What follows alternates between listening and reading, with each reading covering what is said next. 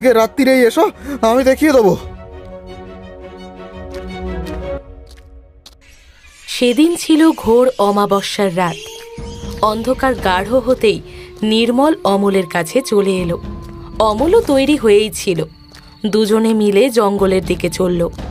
ঘুটঘুটে অন্ধকারে ভালো করে পথ দেখা যায় না। কিছু দূর যেতেই অমল দেখল সেই গাছের তলায় লাল শাড়ি পরে বউটা দাঁড়িয়ে আছে। সে উত্তেজিত হয়ে বলে উঠল, ওই তো সেই মহিলা, ওই দেখো নির্মলদা। এই সেই মহিলা যার কাছে আমার সোনা রয়েছে।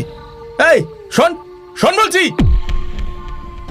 এই দাঁড়া দাঁড়া বলছি, পালাচ্ছিস কেন? একবার তোকে পেলে দেখ না আমি কি করি। আরে তুমি ওকে ভয় দেখাচ্ছ কেন নির্মলদা? ও তো খারাপ কিছুই করেনি। আমি তোকে